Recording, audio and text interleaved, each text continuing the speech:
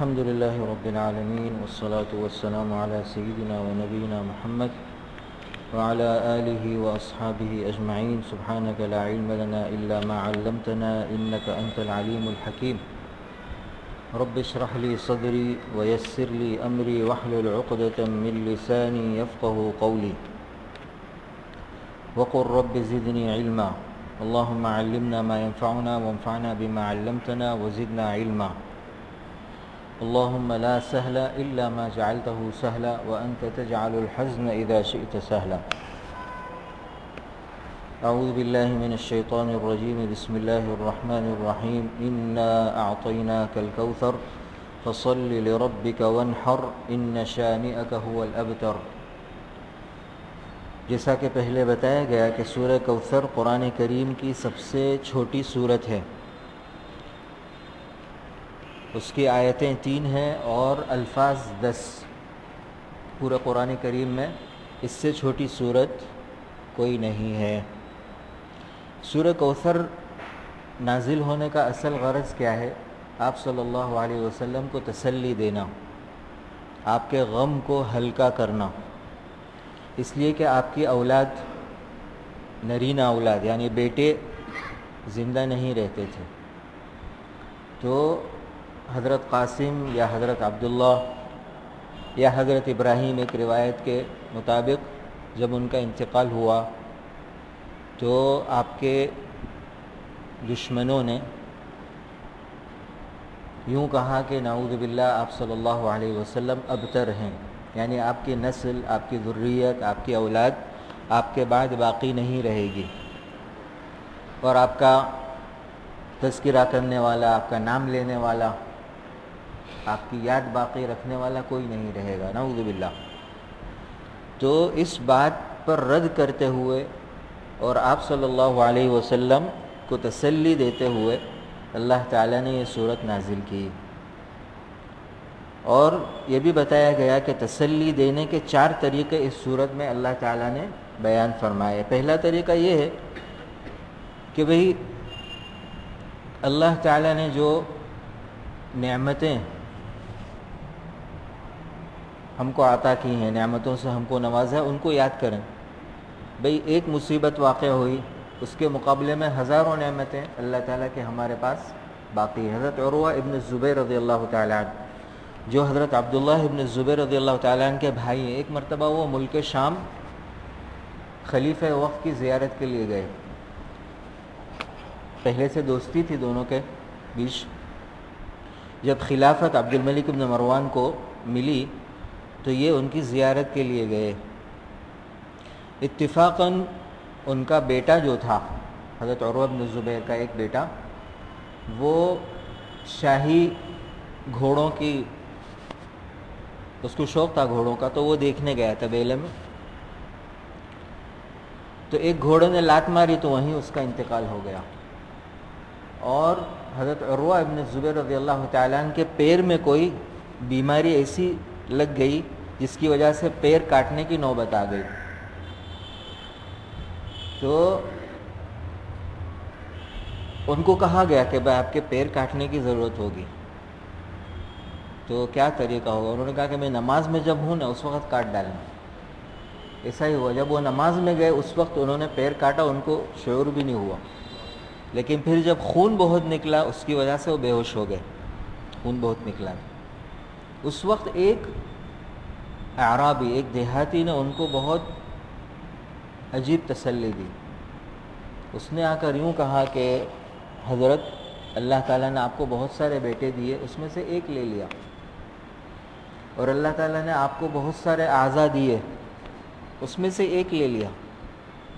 تو بہت خوش ہوئے کہ دیکھو اس نے کیسی مجھے تسلی دی. یعنی اس نے اللہ تعالیٰ کی نعمتوں کی طرف متوجہ کیا کہ اس وقت جو آپ کو غم لاحق ہوا اور جو مصیبت آپ پر اللہ تعالیٰ کی طرف سے مقدر ہوئی، اس کو بار بار یاد کرنے سے اور دل کو دکھی کرنے سے بہتر یہ ہے کہ اللہ تعالیٰ بقیہ جو نعمتیں اللہ نے دی ہے وہ یاد کرے، تو غم ہلکا ہو جاتا ہے اور انسان کو تسلی ہو جاتی ہے، دل کو سکون اور اطمینان حاصل ہوتا ہے. اللہ تعالیٰ نے پہلی آیت میں یہی بات بتائی، انا اعطیناک الکوثر. یعنی یہ شخص جو آپ کے بارے میں گستاخی کر رہا ہے، اس کے بعد کا کیا وزن؟ ہم نے تو آپ کو خیر کثیر عطا کیا ہے، آپ کو بے شمار نعمتیں عطا کی ہے، اور جیسا کہ بتایا گیا کہ کوثر کے معنی میں اور اس کے مراد میں علماء کا اختلاف ہے کہ کوثر سے مراد کیا ہے، تو اس میں 3 اقوال جو ہیں علماء نے اس کو راجح قرار دیے ہیں، اور وہ لوٹتے ہیں 2 قول کی طرف۔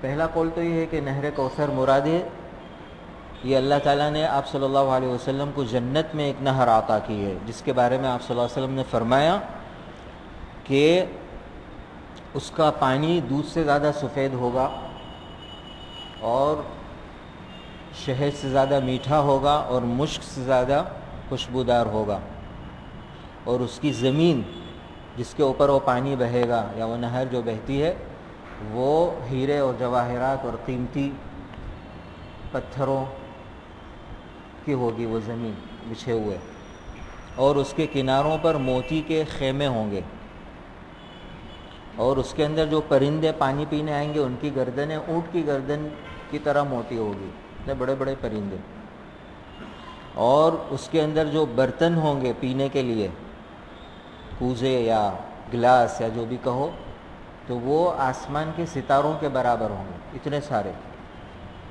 اور اس کی چوڑائی کے بارے میں آپ صلی اللہ علیہ وسلم نے فرمایا کہ اس کی چوڑائی اس نہر کی ایلا سے صنعاء تک، ایلا فلسطین کے جنوبی حصے میں ایک شہر کا نام ہے، اور صنعاء جو ہے وہ یمن کا کیپٹل آج کل، یعنی تقریباً 3000 کلومیٹر چوڑائی اس نہر کی۔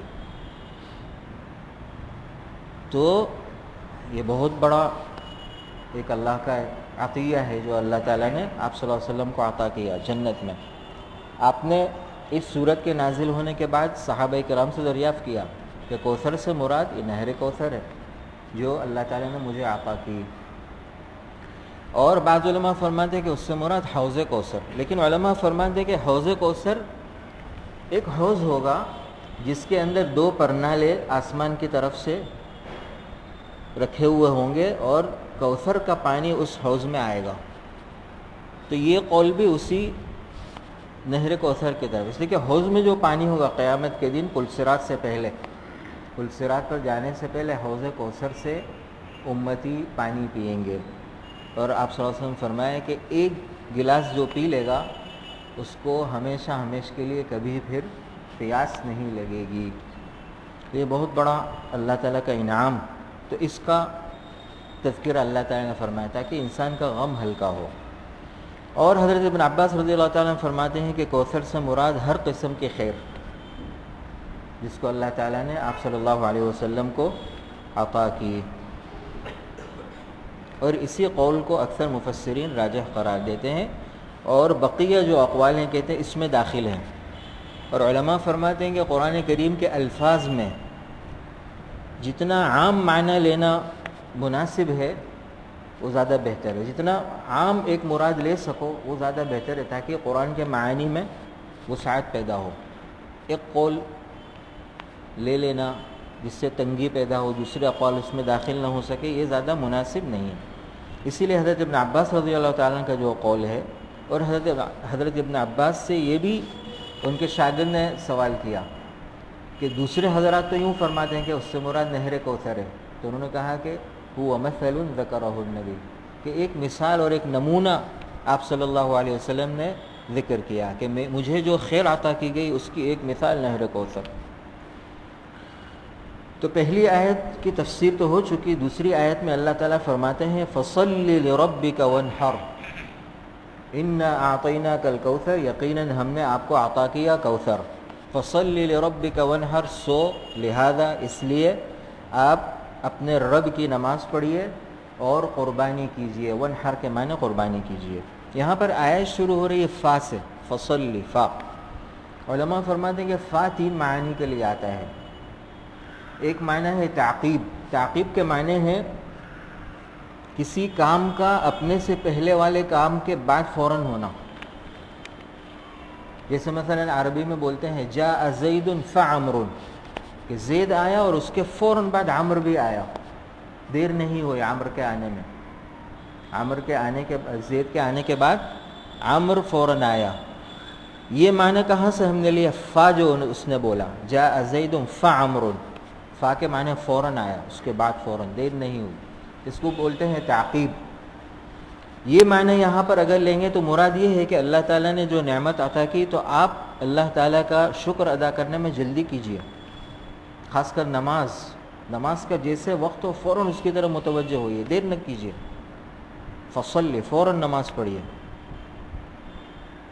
یہاں پر یہ معنی تعقیب کا معنی ہوگا. ایک معنی ہوتا ہے ترتیب، کہ بھئی ایک شخص آیا اور اس کے بعد دوسرا آیا، اس کے لیے بھی فا استعمال ہوتا ہے. جاء محمد فخالد، یعنی پہلے محمد آیا پھر دوسرے نمبر پر خالد آیا، اگرچہ دیر ہوئی ہو دوسرے شخص کے آنے میں، لیکن اس ترتیب سے دونوں آئے. مثلا اذن فاقام، اس نے اذان دی اور اس کے بعد پھر اقامت دی.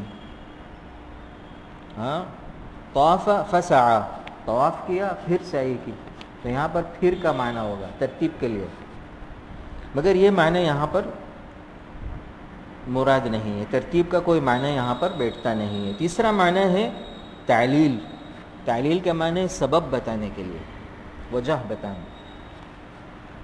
کیونکہ ہم نے آپ کو کوثر عطا کیا اس لیے آپ، فا کا معنی اس لیے، لہذا، اس وجہ سے آپ اللہ تعالیٰ کے لیے نماز پڑھیے. تو یہاں پر تعلیل کا معنی بھی علماء نے لیا ہے. فصلی لربک، صلی کے معنی ہے نماز پڑھیے. اللہ تعالیٰ نے اتنی بڑی جو نعمتیں آپ صلی اللہ علیہ وسلم کو عطا کی اور مرحمت فرمائی، اس کے شکرانے کے لیے یا اس کا شکر ادا کرنے کے واسطے آپ کو ایک بہت بڑی عبادت کی طرف متوجہ کیا، نماز.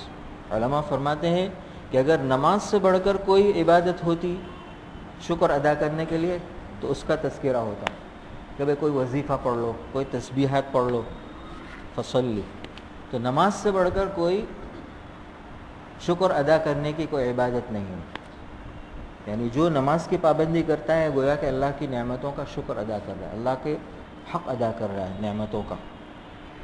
اسی لیے آپ کو اسی کی طرف متوجہ کیا گیا کہ سب سے بڑی نعمت عطا کی تو سب سے بڑی عبادت آپ بجا لائیے. اور جیسا کہ اس سے پہلے بتایا گیا کہ ایک طریقہ تسلی دینے کا یہ بھی ہے کہ انسان کے ذہن کو ہٹا کر عمل کی طرف متوجہ کر دیا جائے کہ بھئی ابھی آپ اس کی بات کی طرف متوجہ نہ ہو، آپ نماز میں مشغول ہو جائیے. اسی لیے نماز کا حکم ہے کہ نماز میں انسان کا دھیان اللہ تعالیٰ کی طرف متوجہ ہوتا ہے. تو اس کی وجہ سے اس شخص نے کیا گستاخی کی اس کی طرف انسان متوجہ نہ ہوتا، اس سے دل کو تسلی ہوتی ہے. اور نماز ویسے بھی سکون دلانے کی چیز ہے. اور یہ بھی فرمایا گیا کہ آپ صلی اللہ علیہ وسلم کو بھی نماز پڑھنا پسند تھا، تو آپ کی بھی رعایت کرتے ہوئے آپ کو جو چیز پسند، جو عمل سب سے زیادہ محبوب آپ کے نزدیک تھا، وجعلت قرۃ عینی فی الصلاۃ، کہ میری آنکھوں کی ٹھنڈک نماز میں رکھی گئی، تو اس کی طرح متوجہ کیا. فصلی، نماز. اور دوسری عبادت جس کا حکم دیا گیا وانحر، اور قربانی کیجیے. علماء فرماتے ہیں کہ نماز عبادت بدنی ہے، یعنی جسم سے اور بدن سے انسان وہ عبادت ادا کرتا ہے.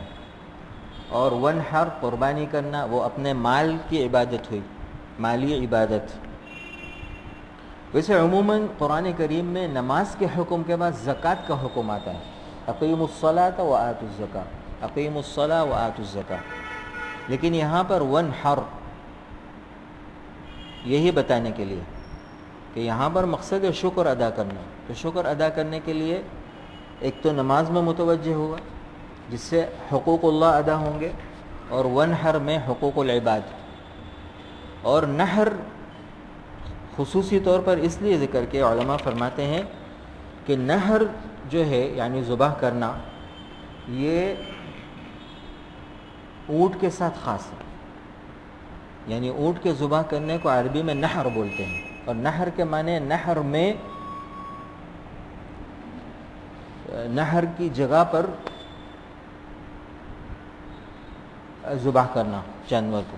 نہر کہتے ہیں سینے کے سب سے آخری حصے کو، یا گردن کا جو بالکل آخری حصہ ہے، یہاں پر وہ نہر کیا جاتا ہے، یعنی اونٹ کو جب ذبح کیا جاتا ہے تو یہاں پر چاقو وغیرہ مارا جاتا ہے، اس کو کہتے ہیں نہر۔ لیکن ذبح کا طریقہ تو معلوم ہے کہ گردن پر چھری پھرائی جاتی ہے۔ نہر میں پھرانے کا نہیں ہوتا، اس جگہ میں چاقو وغیرہ مارا جاتا ہے جس کی وجہ سے خون بہہ جاتا ہے۔ باقاعدہ گردن پر جس طرح ہم ذبح کرنے میں پھراتے ہیں اس طرح پھرایا نہیں جاتا، تو نہر کا طریقہ الگ ہوتا ہے اور ذبح کا طریقہ الگ ہے۔ تو ونحر کیوں کہا؟ اس سے کہ اس کا تعلق اونٹوں سے ہے، اور اونٹ عرب کے نزدیک سب سے قیمتی مال ہوتا ہے۔ جس کے پاس اونٹ ہو اس کو سب سے زیادہ مالدار لوگ سمجھتے تھے۔ تو گویا کہ سب سے عظیم مالی عبادت جس میں سب سے زیادہ انسان کا پیسہ لگتا ہو وہ ہے اونٹ کا ذبح کرنا۔ تو ایک طرف نماز سب سے اعلیٰ عبادت بدنی، اور ایک طرف ونحر قربانی، اونٹ کی قربانی کرنا سب سے اعلیٰ مالی عبادت ہوئی۔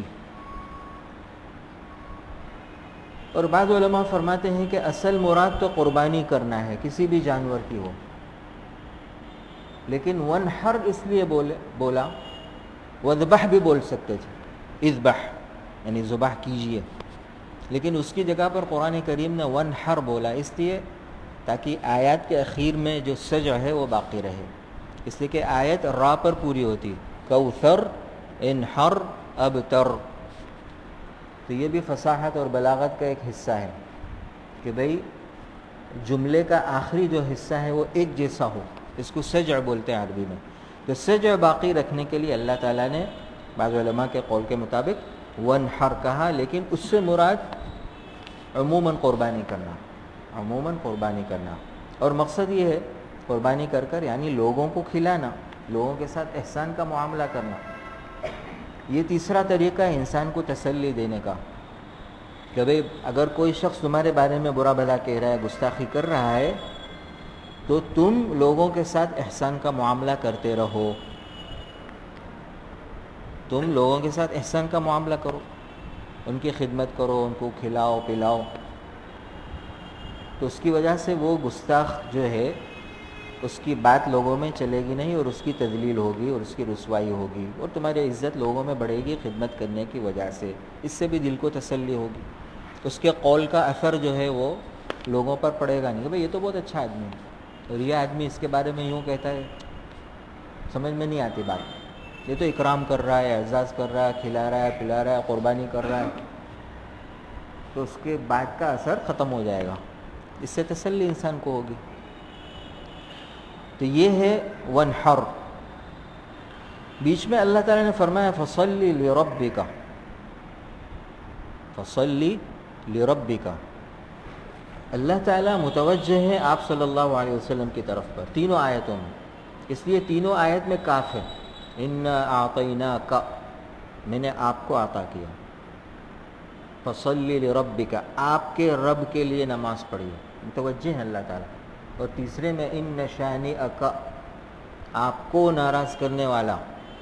تو تینوں آیتوں میں اللہ تعالیٰ آپ صلی اللہ علیہ وسلم کی طرف متوجہ ہیں، لیکن یہاں پر اللہ تعالیٰ نے غیبت کا لفظ استعمال کیا، یوں نہیں کہ فصلی لنا، ہمارے لیے نماز پڑھیے، فصلی لربک، آپ کے رب کے لیے نماز پڑھی۔ اگر میں کسی سے مخاطب ہوں، میں کہوں یہ چیز میں نے آپ کو دی، آپ میرا شکریہ ادا کیجئے، لیکن مگر یوں کہوں کہ آپ کو دینے والے کا شکریہ ادا کیجئے، یہ انداز یہاں پر اختیار کیا کہ ہم نے آپ کو کوثر عطا کیا تو آپ کے دینے والے کے لیے نماز پڑھیے، یا آپ کے رب کے لیے نماز پڑھیے، یوں نہیں کہا کہ ہمارے لیے نماز۔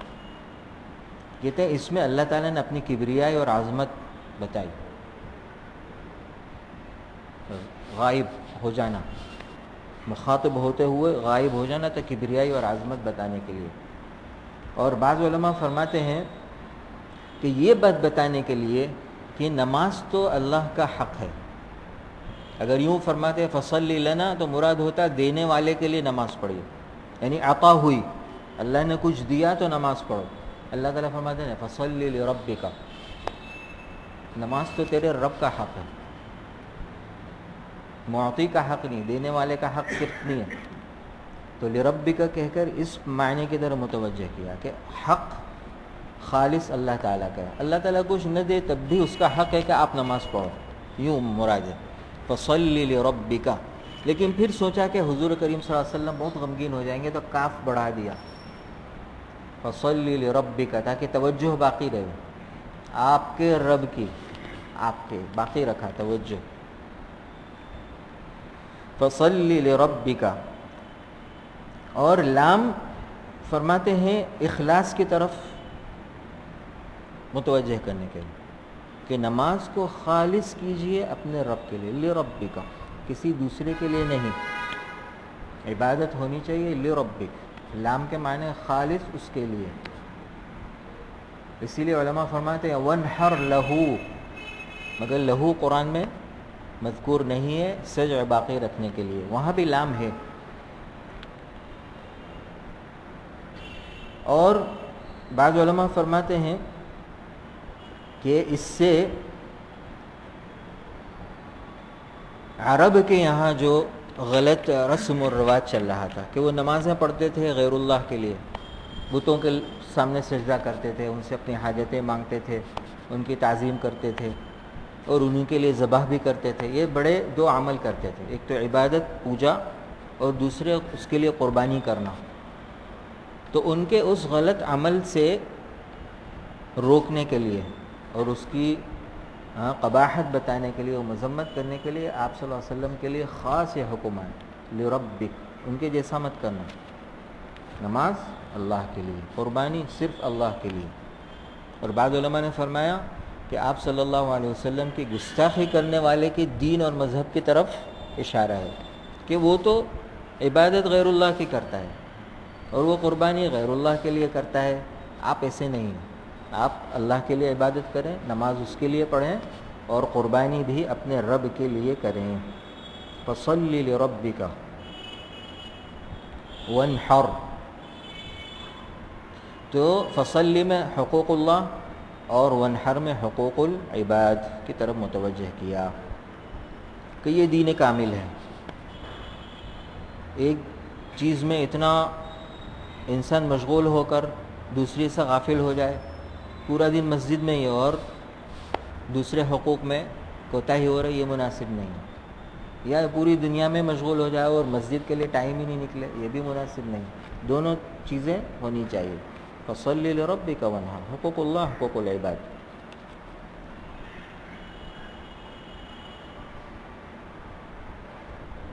ایک روایت کے مطابق کہ یہ سورت حضرت ابراہیم رضی اللہ تعالیٰ عنہ کے انتقال کے بعد نازل ہوئی، جیسا کہ حضرت انس رضی اللہ تعالیٰ عنہ کی صحیح مسلم میں روایت ہے کہ آپ صلی اللہ علیہ وسلم ایک مرتبہ مجلس میں تشریف فرما تھے اور اچانک آپ صلی اللہ علیہ وسلم پر غنودگی طاری ہوئی۔ جب آپ کو افاقہ ہوا تو آپ کے چہرے انور پر مسکراہٹ کے آثار نمودار ہوئے۔ صحابہ نے دریافت کیا کہ کس بات پر آپ مسکرا رہے ہیں، تو آپ صلی اللہ علیہ وسلم نے فرمایا کہ ابھی مجھ پر یہ صورت نازل ہوئی اور آپ صلی اللہ علیہ وسلم نے سورہ کوثر کی تلاوت کی۔ فرماتے ہیں کہ یہ جو واقعہ ہوا حضرت ابراہیم علیہ السلام کے انتقال کا، وہ سن 10 ہجری میں ہوا، ہجرت کے 10ویں سال، اور اسی سال آپ صلی اللہ علیہ وسلم نے حجۃ الوداع بھی کیا۔ اسی لیے بعض علماء نے فصلی لربک وانحر کا ترجمہ یوں بیان کیا کہ مزدلفہ میں فجر کی نماز پڑھیے اور منی میں قربانی کیجیے۔ فصلی لربک، مزدلفہ کی فجر کی نماز، اور وانحر سے قربانی منی میں، اس لیے کہ وہ دونوں عمل عید کے دن کیے جاتے ہیں۔ مزدلفہ کی فجر جو ہوتی ہے وہ 10ویں دن مزدلفہ میں ہوتی ہے۔ لیکن علماء فرماتے کہ نہیں، یہاں پر صلاۃ سے مراد عموماً ہر قسم کی نماز، چاہے وہ فرض نماز ہو یا نفل نماز ہو، تاکہ عموم قرآن کا باقی رہے۔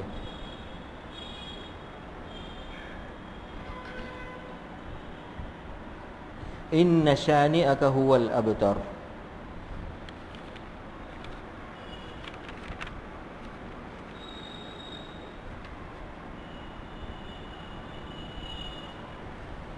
فصل لربک وانحر. اور یہاں پر فرماتے ہیں کہ رب کا لفظ بھی اللہ تعالیٰ کی توجہ پر دلالت کرتا ہے، اس لیے کہ رب وہ ہوتا ہے جو اپنے مربوب یعنی اپنی پرورش اور اپنے ماتحت جو ہوتا ہے اس کا خیال رکھنے والے کو رب بولتے ہیں. تو یہاں پر لربک سے مراد ہے کہ میں آپ کا خیال رکھ رہا ہوں، میں رب ہوں آپ کا. آپ فکر نہ کریں اس شخص کی جو آپ کے ساتھ گستاخی کر رہا ہے. فصلی لربک، رب کا لفظ بھی تسلی دیتا ہے کہ رب سے مراد وہ ذات جو خیال رکھتی ہے اپنے ماتحتوں کا. اور بعض علماء نے فرمایا کہ دیکھو نماز پڑھو گے اور قربانی کرو گے تو تم کو پہلے بھی نعمتیں عطا ہوگی اور بعد میں بھی نعمتیں عطا ہوگی. یہاں پر صورت میں فصلی لربک وانحر بیچ میں ہے، پہلے ایک عطاء کثیر کا تذکرہ ہے اور اخیر میں ان شانئک هو الابتر، وہ بھی ایک نعمت ہے کہ بھئی دشمنوں کا اللہ تعالیٰ ناکام کرے اور ان کی تذلیل کرے. اور تو ایک نعمت نماز سے پہلے عطا کی آیت صورت میں، اور ایک تو نماز اور یعنی حق اللہ اور حقوق العباد ادا کرنے میں ہر طرح کی نعمت اللہ تعالیٰ کی متوجہ ہوتی ہے، پہلے بھی اور بعد میں بھی. عبارت ہے الصلاة والنحر محفوفتان بانعام قبلہما وانعام بعدہما. ان شانئک هو الابتر، یہ آخری طریقہ ہے تسلی دینے کا کہ اللہ تعالیٰ بدلہ لے لے گا. جس نے آپ کے ساتھ برا کیا، گستاخی کی، برا بھلا کیا، جو بھی کیا، اللہ تعالیٰ بدلہ لے گا. اور اللہ تعالیٰ جب بدلہ لیتا ہے تو وہ زیادہ مناسب ہوتا ہے. ہم بدلہ لیں گے تو اتنا ہم جتنا ہونا چاہیے وہ نہیں لے سکتے. اور کہا جاتا ہے کہ جو شخص اپنا بدلہ نہیں لیتا تو پھر اللہ تعالیٰ اس کی طرف سے بدلہ لیتا ہے، اللہ تعالیٰ اس سے خوش ہو جاتا ہے. تو یہاں پر بھی اللہ تعالیٰ نے آپ صلی اللہ علیہ وسلم کی طرف سے جواب دیا، ان شانئک هو الابتر. ان یقینا شانئک، آپ کو ناراض کرنے والا، ہوا یعنی وہی ابتر ہے، وہی بے نام و نشان یا بے اولاد، مقطوع النسل، یا ہر خیر سے محروم رہے گا، ہر خیر سے محروم رہے گا. یہاں پر آیت شروع ہو رہی ان سے. ان جیسا کہ پہلے بتایا گیا تاکید کے لیے اور تحقیق کے لیے آتا ہے کہ یقیناً، بلا شک، بلا تردد. ان یقیناً شانئک، یہاں پر اللہ تعالیٰ نے کون ہے اس کا نام نہیں لیا تاکہ جو بھی ہو، جو بھی ایسا کرے گا اس پر یہ حکم لاگو ہو جائے گا. جو بھی آپ صلی اللہ علیہ وسلم کو ناراض کرے گا وہ ابتر رہے گا، محروم رہے گا. تو اس کا نام نہیں لیا تاکہ عموم باقی رہے. اور اس نے کیا کہا، کیا بولا وہ؟ اللہ تعالیٰ نے یوں فرمایا کہ هو قال انت ابتر انه هو الابتر. مثلا یوں نہیں کہا، اس کی بات دہرائی نہیں کہ اس نے یوں کہا نا، نہیں آپ نہیں، وہ ہوگا. اس کی بات ذکر نہیں کی. اعزاز اور اکرام، کہ بڑا آدمی ہوتا ہے تو اس کے سامنے کوئی ایسی بات نہیں کہتے. کوئی بڑے آدمی کے سامنے کہے کہ اس نے آپ کو بیوقوف کہا تو کیسا لگے؟ اللہ کے بندے، اتنے بڑے آدمی کو ایسا نہیں کہنا چاہیے کہ اس نے آپ کے بارے میں کہا کہ میں تو سچ بول رہا ہوں، لیکن سچ بولنے کا بھی کوئی طریقہ ہوتا ہے. آپ یوں کہہ سکتے ہو کہ بھئی اس نے نامناسب الفاظ آپ کے بارے میں بولے، کیا ضرورت ہے وہی الفاظ دہرانے؟ اکرام اور اعزاز اور احترام کا تقاضا یہ ہے کہ انسان وہ بات نہ دہرائے جو کسی شخص نے کسی بڑے آدمی کے بارے میں کہی ہو. تو اللہ نے اس کو حذف کر دیا. شانئک، آپ کو ناراض کرنے والا. بھئی کس طرح ناراض کیا، کیا کہا، مذکور نہیں. اور کہتے ہیں کہ قائلہ بھی نہیں بولے، کہ اس نے تو ایک بات کہی تھی. شانئ کہا. شانی کہتے ہیں دل میں بغض اور عداوت اور کینہ رکھنے والے کو بولتے ہیں. یعنی اس نے جو بات کہی نا وہ اس کے دل کے اندر آپ کے بارے میں جو بغض اور عناد اور عداوت اور دشمنی اور مخالفت ہے اس کی بنا پر کہا، اور یہ مردود ہوگا اسی بغض اور عداوت اور اس کے دل میں جو رکھا ہے اس کی وجہ سے۔ اس کی دلیل یہ ہے کہ جو صحابہ اسلام لے آئے، اس سے پہلے تو آپ صلی اللہ علیہ وسلم کو انہوں نے تکلیف پہنچائی تھی، لیکن ان کے دل میں بعد میں آپ کے بارے میں کوئی بغض اور عناد اور عداوت باقی نہیں رہی، تو وہ ابتر نہیں ہے۔ لیکن وہ شخص جو مخالفت اور عناد اور بغض اور دشمنی باقی رکھے اس کو شانع بولتے ہیں۔ اور اس بات کی طرف بھی اشارہ ہے کہ یہ بات جو کہہ رہا ہے وہ سچ بولنے کے نیت سے نہیں بول رہا، بلکہ اپنے دل میں جو بیماری ہے، جو کینہ ہے، اس کی بنا پر، حسد کے بارے میں، حسد میں بول رہا ہے۔ تو گویا کہ آپ صلی اللہ علیہ وسلم کے بارے میں یا آپ صلی اللہ علیہ وسلم کی کسی سنت کے بارے میں دل میں بغض رکھنا، اس سے کہ آپ صلی اللہ علیہ وسلم کی حیات کے بعد بھی یہ حکم جاری ہے، ان شانئک، تو ظاہر ہے کہ اب تو کوئی آپ کو تکلیف قولی تو نہیں پہنچا سکتا، جو بھی ہوگا وہ دل کا بغض اور عناد ہوگا، حقد اور حسد ہوگا۔ تو گویا کہ آپ صلی اللہ علیہ وسلم کے بارے میں یا آپ صلی اللہ علیہ وسلم کی سنت کے بارے میں جو بغض اور عداوت رکھے گا وہ بھی ابتر بمعنی محروم عن الخیر رہے گا۔ اسی لیے یعنی لفظ شان یہاں لائے، ان شانئک، اور یہاں پر بھی کاف سے آپ صلی اللہ علیہ وسلم کی طرف توجہ آپ اللہ تعالیٰ کی باقی ہے۔ آگے فرما رہے ہیں اللہ تعالیٰ هو الابتر، ویسے جملہ پورا ہو جاتا ہے ان شانئک الابتر، یعنی بات پوری ہو جاتی بغیر ہوا کے، لیکن ہوا کے معنی وہی اس شخص کی طرف اشارہ کہ آپ نہیں، وہی محروم رہے گا، وہی تخصیص کرنے کے لیے، خاص اس کی طرف اس حکم کو متوجہ کرنے کے لیے۔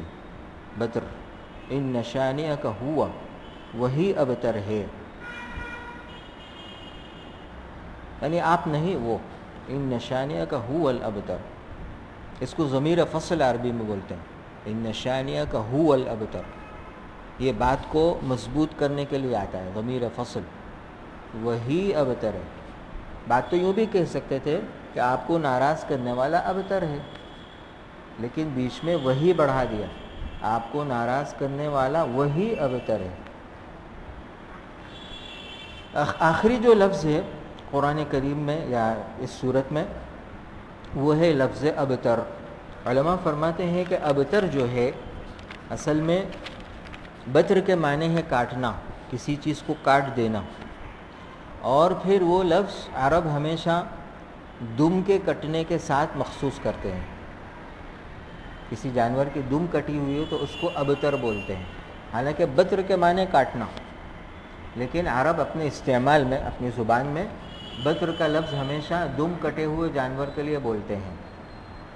پھر اس کو استعارتاً یعنی وہاں سے اٹھا کر پھر انسانوں کے لیے بولتے ہیں، اس شخص کے بارے میں بولتے ہیں جس کی نرین اولاد، یعنی جس کے بیٹے زندہ نہ رہتے ہوں، اور کہتے ہیں اس میں تشبیہ ہے دم کے ساتھ، اس سے کہ دم پیچھے ہوتی ہے اور اولاد بھی انسان کے بعد اس کے پیچھے ہوتی ہے، تو ابتر وہ جس کے پیچھے اس کی نسل اور اس کی ذریت اور اس کی اولاد باقی نہ رہے، تو یہ ان شانئک هو الابتر، ابتر کے معنی ہے پیچھے کا حصہ کٹا ہوا، بمعنی اس کے بعد جو اس کی اولاد ہوگی وہ باقی نہیں رہے گی۔ اس کو استعارہ بولتے ہیں، یعنی ایک جگہ لفظ استعمال ہوا مناسبت کے لیے، دوسری جگہ پر اس کو استعمال کرنا، اس کو استعارہ بولتے ہیں۔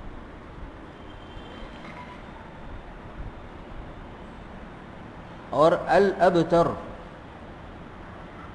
اللہ تعالیٰ نے فرمایا معنی کے کمال اور تمام کے لیے بولا جاتا ہے، ان شانئک ابتر بھی صحیح تھا، لیکن الابتر یعنی پورا پورا محروم ہوگا، پورا کٹا ہوا ہوگا، پورا بے نام و نشان رہے گا۔ معنی کے کمال اور تمام کے لیے، استغراق بولتے ہیں اس کو، اس کے لیے آتا ہے۔ اور پھر اللہ تعالیٰ نے مبتور نہیں کہا ابتر۔ ابتر افعال تفضیل ہے، یعنی معنی کی زیادتی اس میں بھی ہے، معنی کی زیادتی۔ مبتور کٹا ہوا، لیکن الابتر بہت زیادہ کٹا ہوا، بہت زیادہ کٹا ہوا۔ افعال کے وزن پر جو لفظ آتا ہے اس میں کثرت معنی بھی ہوتا ہے، جس کو افعال تفضیل بولتے ہیں۔ علماء نے فرمایا کہ یہاں پر ان شانئک هو الابتر سے کیا مراد ہے؟ اس لیے کہ سبب نزول میں یہ بتایا گیا کہ عاص بن وائل نے آپ صلی اللہ علیہ وسلم کے بارے میں یہ لفظ استعمال کیا، حالانکہ عاص کی اولاد باقی رہی، اس سے کہ ان کے بیٹے عمرو بن العاص بڑے صحابی تھے، ان کے بیٹے عبداللہ بن عمرو بن العاص وہ بھی تھے، اور حضرت عبداللہ کی اولاد کہتے ہیں حجاز میں بھی تھی، یعنی جزیرہ عرب میں بھی تھی، اور شام میں بھی تھی، یعنی کثیر الاولاد تھے وہ۔ تو بھئی بے اولاد تو نہیں رہا عاص، اس کے بیٹے عمرو بن العاص، پھر عبداللہ بن عمرو بن العاص، جن کی مشہور حدیث ہے، جو محدثین سب سے پہلے حدیث درس حدیث میں سناتے، الراحمون یرحمہم الرحمن ارحموا من فی الارض یرحمکم من فی السماء، اس کو حدیث مسلسل بالاولیہ کہتے ہیں۔ اس کے راوی، روایت کرنے والے حضرت عبداللہ بن عمرو بن العاص، عاص کے پوتے۔ تو بھئی یہ تو نسل تو باقی رہی، تو کیسے پھر اللہ نے فرمایا ان شانئک هو الابتر، یعنی وہ آپ کے بارے میں کہہ رہے ہیں کہ آپ کی نسل اور آپ کی ذریت اور آپ کی اولاد باقی نہیں رہے گی، آپ کی تو باقی رہے گی، اس کی کڑی آئے گی، لیکن ہوا یہ کہ باقی رہی۔ تو علماء فرماتے ہیں یہاں پر مراد ہے وہ شخص محروم من الخیر رہے گا، خیر اور ایمان اور ہدایت سے محروم رہے گا، لیکن اس کی اولاد کو ہم دینی نسبت سے کاٹ دیں گے، اس سے دونوں کے درمیان مذہبی اور دینی جو نسبت ہے اس کو ہم کاٹ دیں گے، یعنی ان کو اسلام نصیب کریں گے، اس طرح سے وہ کٹ جائے گا ان سے، وہ محروم رہا اور وہ نصیب دار ہو گئے۔ تو یہ ہے ابتر کا معنی کہتے ہیں کہ وہ تو محروم رہا، هو الابتر، کہ وہی محروم رہے گا ایمان اور ہدایت اور خیر سے، اور اس کی نسل کو ہم اس سے دین کے اعتبار سے کاٹ دیں گے، یعنی اس کو ہم ان کو ہدایت دیں گے۔ اور ایسا ہی ہوا، جتنے بھی آپ صلی اللہ علیہ وسلم کو تکلیف پہنچانے والے بڑے بڑے سرغنے تھے، ان سب کی اولاد کو اللہ تعالیٰ نے ہدایت دی۔ ابو جہل کے بیٹے اکرمۃ بن ابی جہل، اسی طرح امیہ، صفوان ابن امیہ مشہور صحابی ہیں، صفوان ابن امیہ، اس طرح بہت سارے جو بڑے بڑے کفار قریش کے تھے جو آپ صلی اللہ علیہ وسلم کو تکلیف پہنچاتے، اللہ تعالیٰ نے ان کی اولاد کو ہدایت، اس طرح سے وہ کٹ گئے، نسب یعنی دینی نسبت، نسب دینی سے وہ اپنے آبا اور اجداد سے کٹ گئے، اور یہی معنی ہے یہاں پر ابتر کے۔ وہ ہے کہ اس میں بھی خیر کا معنی نکلا، بھئی ایک شخص کو مار ڈالا، ختم کر دیا، کیا فائدہ ہوا، لیکن اس کو اپنا بنا لیا، ایک آدمی ہمارا بڑھ گیا۔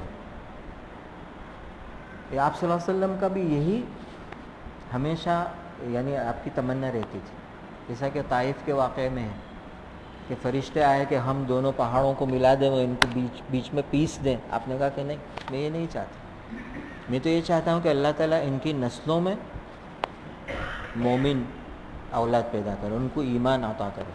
تو گویا کہ اس میں بھی خیر کا ایک راستہ نکلا، ان نشانیہ کا، یعنی آخری آیت میں بھی آپ صلی اللہ علیہ وسلم کی تسلی ہے کہ بتر کے معنی ہے کہ ہم یہ تو ختم ہو جائے گا گستاخی کرنے والا، لیکن اس کی اولاد میں ہم ہدایت ان کو دیں گے، اور آپ کے وہ ہو جائیں گے، صحابہ ہو جائیں گے۔ واللہ اعلم بالصواب۔